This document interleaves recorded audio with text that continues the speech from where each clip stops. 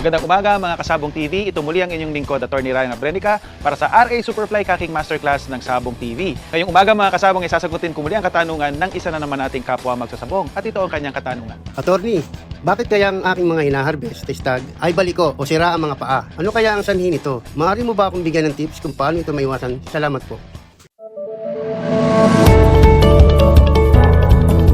Okay mga kasabong ha, pagka ganyan na may mga problema kayo sa tuhod o paa ng inyong mga nahaharvest na stags, ay ito ang mga kalimitan na sanhi niyan, ano?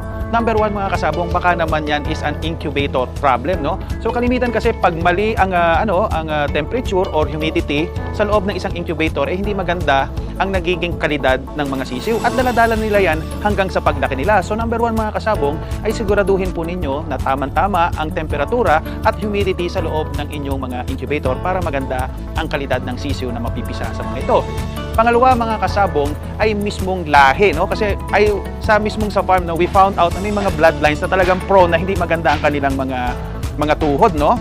And tinatanggal namin actually yung mga ganyang klaseng bloodlines na napapansin namin na masyado maraming depekto pagdating sa kanilang mga buto, no? Hindi lang naman yung tuhod minsan ang nagiging depekto nila. May mga bloodlines na baliko din yung mga keel bones nila, sira din ang kanilang paa, tapos lagi na lamang may lumalabas na mga kawing, pero yung ibang sisiw o linyada, eh wala naman. So sometimes baka naman that is a bloodline problem, no?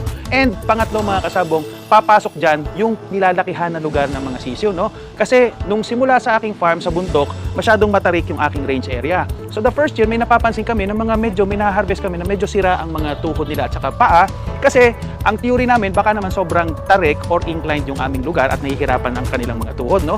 Nung naglagay kami ng mga areas na flat doon sa range area, nagpa-refrap kami, the past 2 or 3 seasons, wala na kaming na-harvest na sira ang mga tuhod. So baka may kinalaman din yan doon sa mismong anggulo ng lugar kung saan lumalaki ang mga sisiw.